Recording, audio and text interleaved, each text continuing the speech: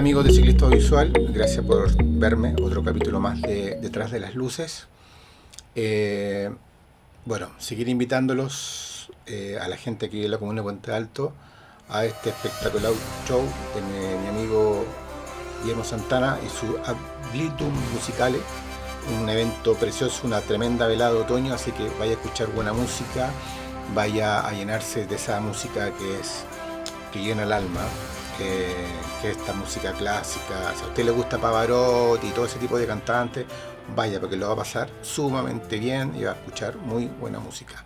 Así que acercándonos a la cultura, seguimos acá en Ciclista Visual. Bueno amigos, hoy día les voy a contar algo. Bueno, ya les conté que cuando empecé a trabajar en televisión directamente, en una televisión grande, perdón, eh, ahí prácticamente tuve dos funciones en ese tiempo. Una función que yo ya no tengo, sino que hoy día soy un postproductor. Pero para llegar a eso tuve que recorrer un camino. En el mundo del análogo, en la época que yo trabajé, donde todavía no llegaban las tarjetas ni ese tipo de cosas, y tampoco existían los software de edición, simplemente a lo más un computador Amiga, que se llamaba en ese tiempo Amiga así, que tú podías linkear, digamos, la mesa y hacer algunos efectos de transición a través de esto. Y obviamente que habían cosas gráficas y todo el momento, pero había un departamento de gráfica para aquello. Bueno, para no desviarme del tema. En ese tiempo me acuerdo que me tocó ser operador de BTR y tenía turnos de operador de BTR y tenía turnos de edición. Una semana el operador de BTR, ¿qué es lo que hacía? Como todo se recibía en cintas, yo tenía que llegar a mi turno y revisar la pauta que había de programación. Lo hablé en el primer capítulo de podcast. O en el segundo, donde hablo cómo funciona un canal. Bueno, revisaba y decía, no sé, programa, no sé, los justicieros. Yo revisaba el programa si es que no se había emitido y obviamente esa hojita de programación indicaba el código de tiempo exacto donde se debía estar el primer cuadro del, ¿cómo se llama?, donde se iniciaba la película. Entonces yo lo dejaba, lo revisaba, sí, ok. Y lo que estaba desordenado, ubicaba las alturas correctas, entonces dejaba en un estante correlativo a lo que aparecía en la pauta, ¿cierto? Y dejaba todas las cintas ubicadas, y esa era toda la programación, incluidos los comerciales. Había una máquina que solamente está destinada a emitir comerciales, y esa era una máquina Betacam que estaba en ese minuto, donde había una cinta que tenía todos los comerciales del día. O sea, más de alguna oportunidad, por no tener el feeling o el tacto con el joystick de la máquina, pasé de largo. Y después para ubicar dónde estaba la torta comercial, porque eran tortas que duraban 1 minuto, otras 2 minutos, otras que eran de 4. Entonces tenía que por horario o por código de tiempo ver dónde estaba y corroborarlo con el director de continuidad, porque eso es lo otro. El BTR trabajaba a la par con el director de continuidad. El director de continuidad, como lo dije anterior, es una persona que recibe todas las tandas comerciales y todo el contenido que emite el canal envasado para sacarlo al aire. Y no conforme con eso, además tiene la conexión exacta, por ejemplo, para conectarse con prensa, con algún programa en vivo, qué sé yo. Entonces, por ejemplo, cuando el programa va en vivo, no sé, 30 segundos antes, pum, aprieta un botoncito y conecta con el switch, ¿cierto?, de dirección del programa que va en vivo. En este caso, por ejemplo, las noticias, o algún programa premium, o algún programa que va en vivo en la tarde, y así. Y cuando las personas sean a comerciales, ellos les dicen por interno, o el director de continuidad le dice, oye, 30 segundos para ir a comerciales. Ok, despidan, vamos a comerciales, sácame, pum, aprieta un botoncito y lo saca. Eso es la función, es el corazón, digamos, de un canal. Todos pasan por continuidad. Bueno, y volviendo al tema de BTR, entonces me llegaban las cintas y una vez que yo las revisaba, y el director de continuidad me decía, Pancho, chequeemos el programa. Ahí les conté la anécdota anterior que me pasó, ¿se acuerdan? Bueno, entonces yo ponía en la cinta que estaba desocupada, esto podía ser un 3/4 como podía ser un Betacam. Teníamos 2 máquinas 3/4 y 2 máquinas Betacam. Entonces yo metíamos en 3/4, metíamos en Betacam, de acuerdo a lo que venía el programa envasado, de donde viniera. Chequeábamos y siempre era primer cuadro, 25 frames para atrás. Eso era lo que se demoraba en enganchar el switch. Entonces yo apretaba play, corrían esos 25 cuadros y ya estaba en el primer corte al aire. Así estaba sincronizado todo manual. Y de repente te llegaba el carro con todas las notas de prensa enumeradas. La primera cinta que estaba arriba eran cajitas de 5 minutos, todas, con del 1 al 10 o del 1 al 12. La primera siempre eran los titulares, con lo que abría el noticiero. Entonces de repente pasábamos a comerciales, me decía, Pancho, pone la cinta, tira, titulares, pa. Corría los titulares y el periodista en off, que es el conductor, iba leyendo lo que estaba pasando en video.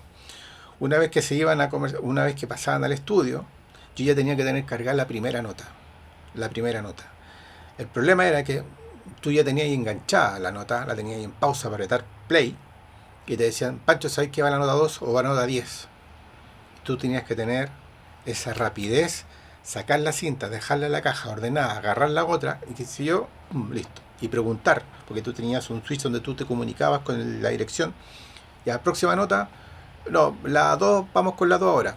Y ahí reordenarte, y no desordenarte. Tenías que estar muy concentrado y que obviamente la cinta no te pillara en desenganchada, porque una cosa es tenerla en pausa y otra que la máquina se desenganchara. Entonces tenías que mirar, si el tipo te decía córrela, tú no podías tener la cinta desenganchada, entonces tú tenías que tenerla en modo pausa.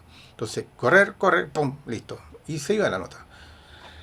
Y después me acuerdo que terminaba el noticiero, yo no terminaba con la guata apretada, así como era terrible. Pero era entretenido a medida que tú vas aprendiendo. Bueno, y antiguamente, también en esa época, los programas no se grababan tanto como se graban ahora. Ahora se graban los programas 5 o 10 cámaras y después los van a editar la mayoría. La mayoría de los programas envasados se editan. Y no solo eso, sino que además las cámaras se graban independientes. Entonces, si por ejemplo hay un error de dirección porque pinchó una cosa que no, se corrige. Entonces es súper fácil arreglar un programa. Un programa para que te salga malo, no sé qué tiene que pasar. Y lo otro es que una buena forma también para ajustar los tiempos, porque antes era todo manual. Entonces, por ejemplo, si grabamos un programa que iba a ser emitido mañana, ellos ya sabían cuánto tenía que durar. El primer bloque 10, el segundo 20, un tercero de 4 y un falso que le llamaban que de 5 minutos, donde en el fondo era la despedida. Eso le llamaban como un bloque falso. Entonces ahí había que tener como súper claro los tiempos. Entonces el asistente de edición tenía mucha pega. Ya, ¿cuántas notas van aquí? ¿Cuántas notas ya? ¿Qué mención va? ¿O cuál era el apoyo? Listo, y así. En ese tiempo la edición era análoga, 100%. Entonces habían dos tipos de edición. Edición A-B-roll y edición lineal. La edición lineal se componía de dos máquinas. Era una máquina que reproducía y una máquina que obviamente grababa. En esa que grababa va la edición, es decir, todo lo que yo quiero editar iba en la Play 1 y en la Play 2 iba el Rec, o sea, lo que yo estaba ahí, todo lo que está editado iba ahí. Entonces había modos de edición. El A-B-roll, ya cuando trabajabas en postproducción, miren, todo lo que tú haces en un computador, antes tú lo hacías de manera manual. Fíjate que tú agarrabas, eran dos cintas, eran dos máquinas que reproducían, más la que estabas editando. Entonces, en algunos casos, cuando las salas eran muy grandes, eran muy top, tenían hasta 3. Entonces, ¿qué pasa? En una máquina podías hacer 3/4, la otra ya podía hacer Betacam, por ejemplo. En una máquina podías tener gráficas grabadas, o imágenes de apoyo, o un material importante. Y acá ibas armando en esta máquina que ibas grabando.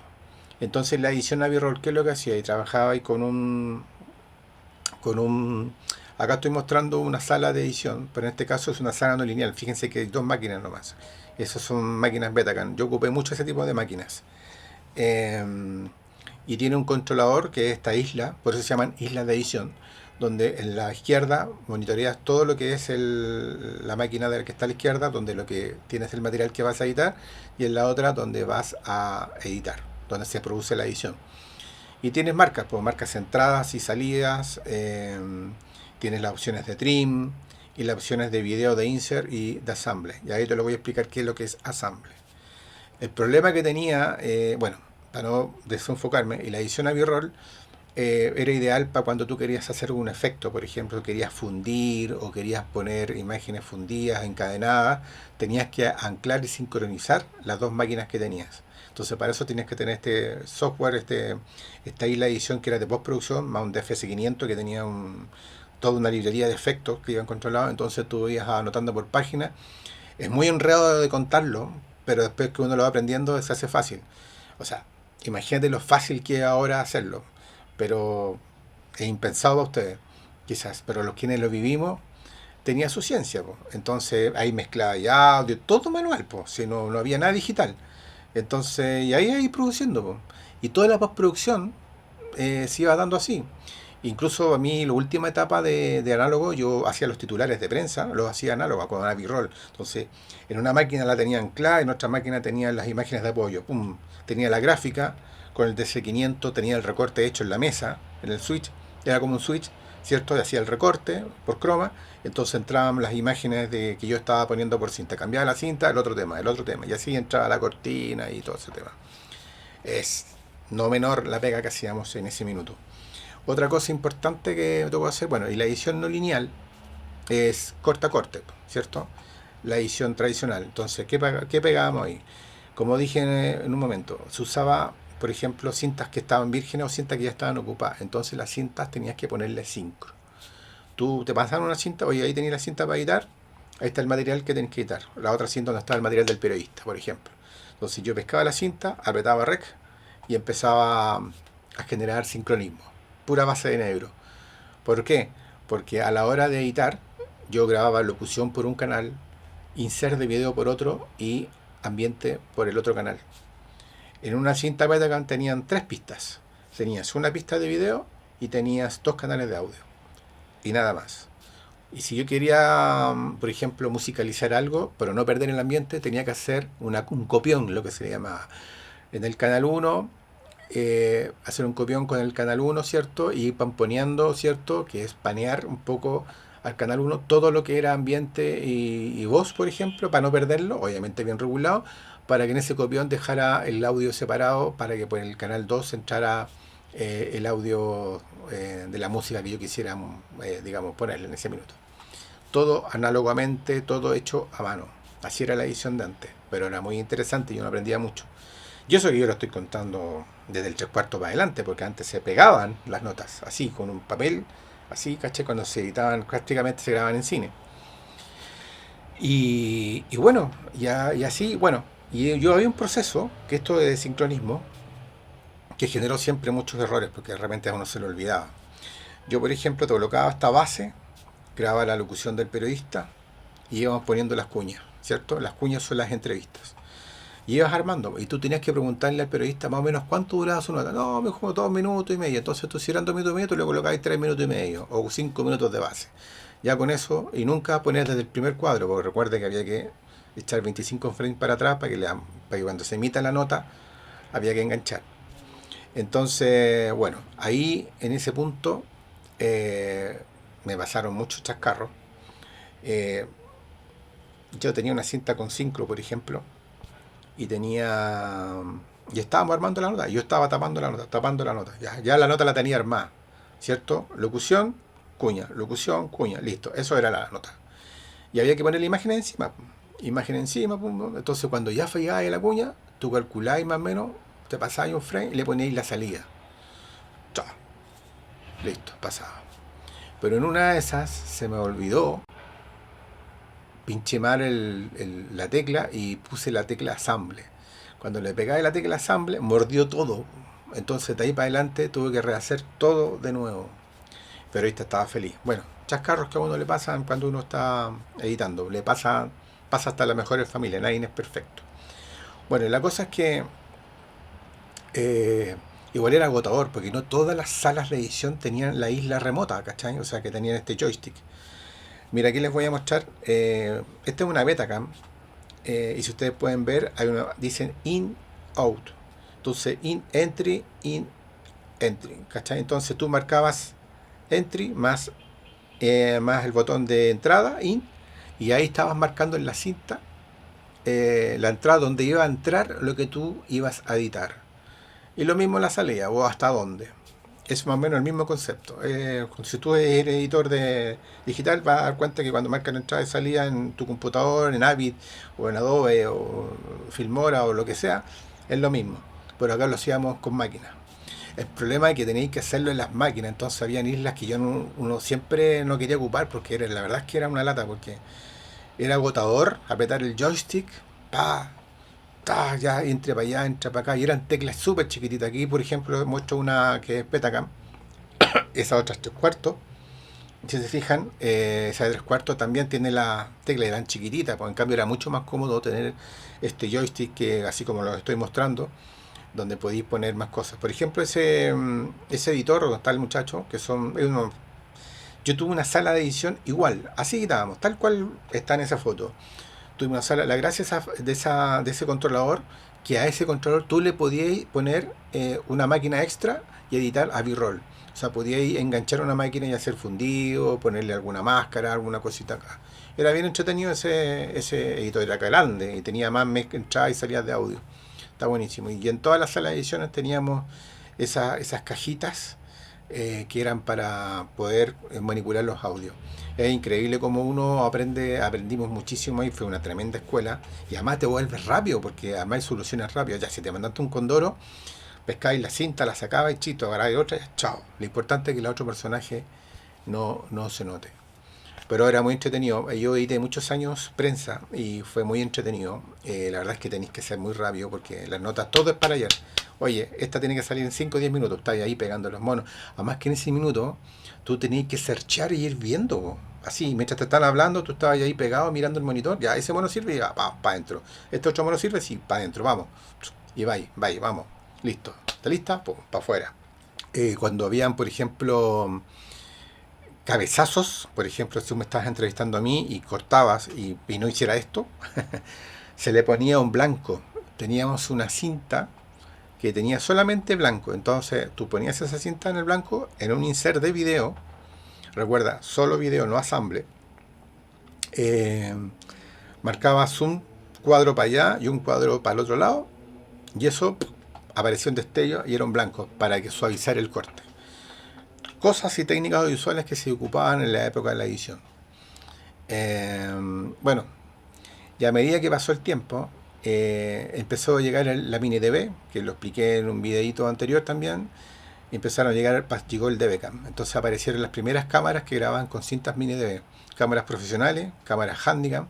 Y eso era lo bueno porque esas cintas eran súper fáciles, eran de bajo costo igual a la larga, porque eran cintas más. Pues una handicam casera ocupaba la misma cinta que una cámara profesional.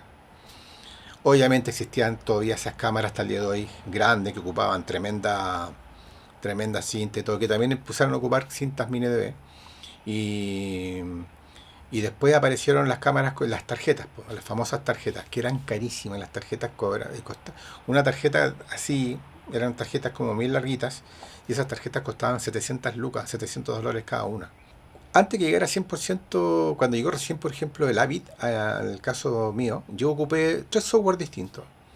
Yo ocupé un software que se llamaba DVRex, no sé si alguna vez lo han escuchado, nunca más lo vi, que era una especie de movie maker mucho más avanzado. Y trabajé en un programa que se llamaba el Termómetro. Y ahí editaba yo con ese software para el programa, con Iván Núñez a la cabeza en esa época. El primer termómetro de la época. Y después llegó Adobe Premiere, pero el primero. Y ahí hice varios capítulos, incluso hice un programa muy famoso, Las Vueltas de la Vida, o uno que se llamaba Doctor Spot. Editábamos en ese software. En ese tiempo lo veía muy enredado Premiere, pero bueno, era cosa de costumbre. Y al final llegó 100% Avid. Y al principio teníamos material en Betacam y capturábamos y digitalizábamos este material para poder editarlo. Y una vez que se editaba, se bajaba a cinta, ¿ya? Porque no teníamos todavía el servidor que después llegó Interplay y toda la plataforma, donde ya teníamos todo 100% digital, ya no había que usar cintas de vuelta, ¿te fijáis? Cada vez que termino un podcast le voy a contar una anécdota, una buena y una mala.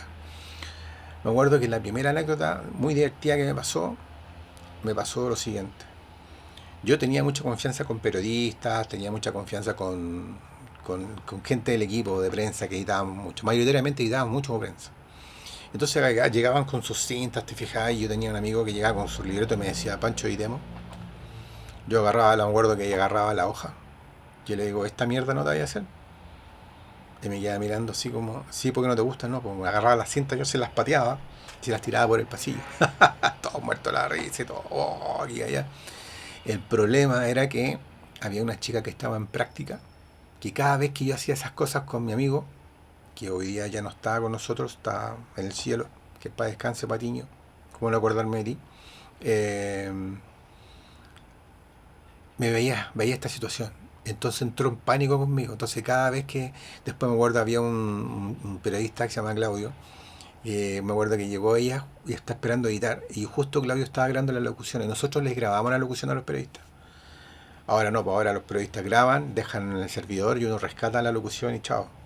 No, pues yo grababa en cinta, lo monitoreaba, le decía, no sé, Claudio, ¿está ok? Sí, ya, habla por favor, listo, grabando, vamos. Y él, y yo grababa una cinta directo, ¿cierto? Su locución. Entonces se equivocó varias veces, pues entonces yo llegaba y le decía, bueno, weón, si no, no sabéis leer, weón, qué mierda estáis haciendo acá. Bueno, una joda que ustedes se puedan imaginar. Y llegaba esta niña siempre, siempre, siempre. Siempre en cosas como de ese estilo. Y lo gracioso fue que el último día de su práctica, porque esta chica estaba en práctica, me tocó editar con ella y ella tiritaba, weón. Tiritaba. Y yo le digo, ¿estáis bien? Sí. Me dijo, tengo que editar con usted, con un miedo. Y yo abría la puerta y dije, por favor, adelante. Pesqué la cinta, le dije, bueno, ¿qué se trata tu nota? No me acuerdo qué es lo que era. Sí, es que es mi última nota. Ya, y empezamos a conversar súper light. Y ella como que se relajó y me dijo, oiga, me dice, usted no es tan pesado como yo creí que era. ¿Por qué? Le dije yo. Me dijo que yo lo vi tratar tan mal a los periodistas y sabes que ahí me bajó un ataque de risa. Pero no, pues le dije yo, pues si esos personajes son amigos míos, le dije yo, es pura joda, le dije yo, ay, me dijo, qué tonta fui, me dijo yo, cada vez que usted entraba, me dijo, yo tiritaba, me dijo, ojalá que no me toque él, yo era mi suplicio. Tú deberías estar cercado a mí a hablar conmigo, le decía, hoy nos reímos mucho y después ella estaba arrepentida porque yo era muy simpático para trabajar con ella. Espero que hayan aprendido un poquito más de lo que ha sido la televisión y el mundo audiovisual, no solamente la televisión, porque esto también corría para las productoras que trabajaban profesionalmente y todo. Así que nada, nos vemos en el próximo capítulo de Detrás de las Luces. Gracias por seguirme.